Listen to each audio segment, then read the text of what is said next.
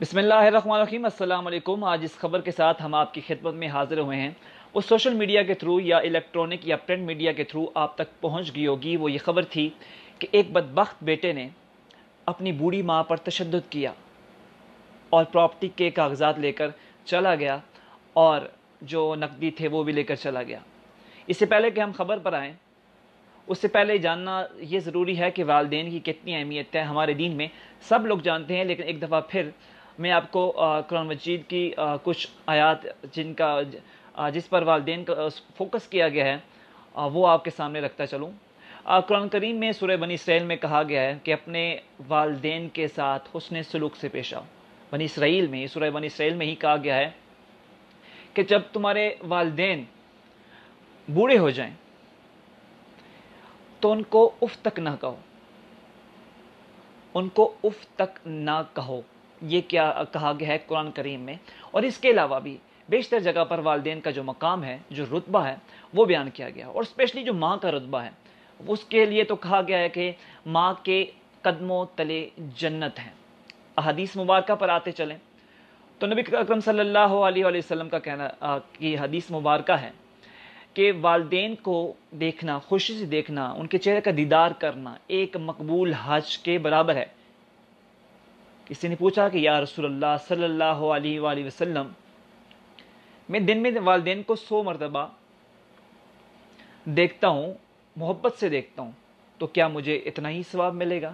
تو نبی اکرم صلی اللہ علیہ وآلہ وسلم کا کہنا تھا کہ اللہ کی رحمت جو ہے، الفاظ آگے پیچھے یا کم و بیش ہو سکتے ہیں، لیکن اس کا مفہوم یہ تھا کہ جتنی دفعہ دیکھے گا اتنے دفعہ تم کو ثواب ملے گا۔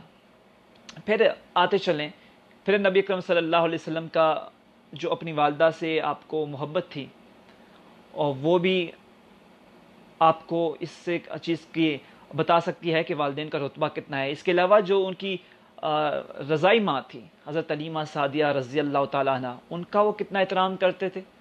نبی صلی اللہ علیہ وسلم کی حدیث مبارکہ ہے، کا فرمان ہے کہ میں عشاء کی یا مغرب کی نماز پڑھتا ہوں اور مجھے میری ماں بلائے کہ بیٹے محمد صلی اللہ علیہ وسلم، تو میں نماز توڑ کر والدہ کا کہا سنوں۔ تو یہ مقام ہے دین میں والدین کا۔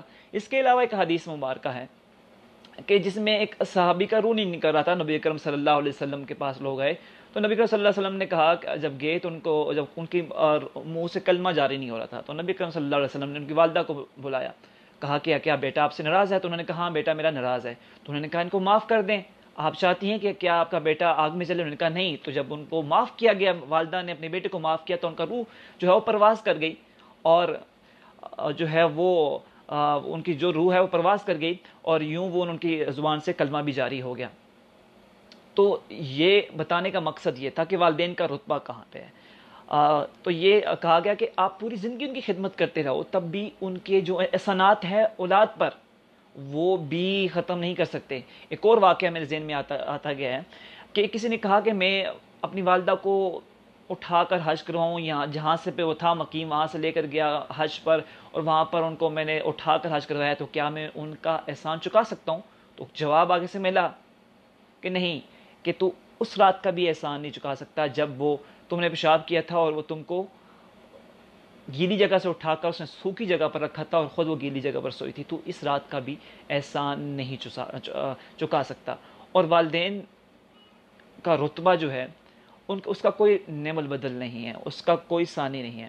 تو خبر کی طرف آتے ہیں جہاں سے ہم نے حوالہ دیا کہ والدین کی کتنی اہمیت ہے، کتنا رتبہ ہے۔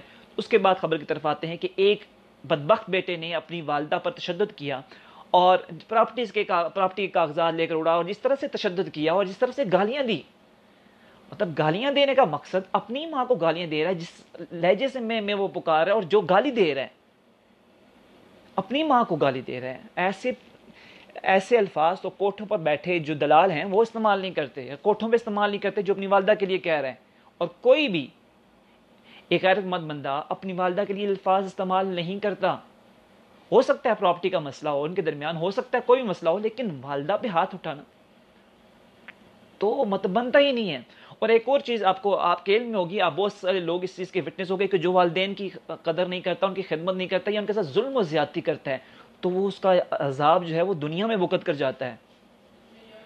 اور وہ دنیا میں اس کا صلہ جو ہے وہ وقت جاتا ہے. اگر کوئی اولاد اپنے والدین کے ساتھ برا کرے گی تو اس کی اولاد اس کے ساتھ برا کرے گی جب وہ بڑھاپے میں پہنچے گا. اور اس کی کئی مثالیں آپ کے سامنے آئی ہوں گی اور ہمارے سامنے بھی آئی ہیں. تو کہنے کا یہ مقصد تھا کہ اگر پراپرٹی کا بھی معاملہ ہو تو معاملہ یہاں تک نہیں پہنچنا چاہیے تھا، بلکہ ہاتھ اٹھانا تو کسی کا جواز نہیں بنتا. اف کہنے سے بھی منع کیا گیا ہے.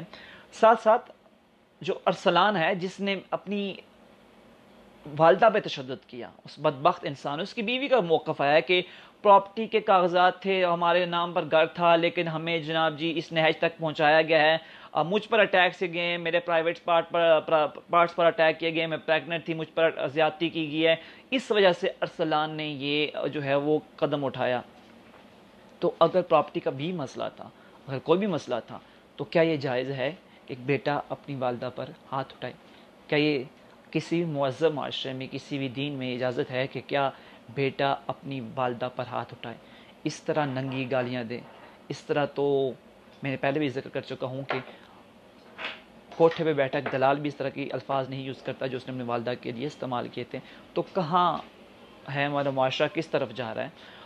اور ابھی تک کارروائی یہ ہوتی کہ اس کی بہن نے تو پہلے 15 کو کال کی اور کہا جا رہا ہے اس کی بیوی کی طرف سے الزام لگایا گیا ہے کہ بہن کی وجہ سے یہ سارے معاملات بگڑ گئے ہیں. لیکن جو بھی جہاں تک بھی معاملات بگڑے ہیں، لیکن معاملہ وہ والدہ تک آ کے پھر رک جاتا ہے کہ والدہ پر کسی صورت، کسی بھی حالت میں اونچا بولنے کی اجازت نہیں ہے. آپ ہاتھ اٹھا رہی ہیں اور گندی گالیاں نکال رہے ہیں، ننگی گالیاں نکال رہے ہیں. اور معاملہ بھی یہاں تک پہنچا ہے کہ یہ معاملہ پولیس کے سی پی او نے، جو احسن یونس ہے، اس نے نوٹس لے لیا تھا، انہوں نے نوٹس لے لیا تھا، جس کے بعد پولیس نے مقدمہ تو درج کر لیا، اور پھر اس کے بعد وزیر اعلیٰ پنجاب عثمان بزدار نے بھی نوٹس لیا.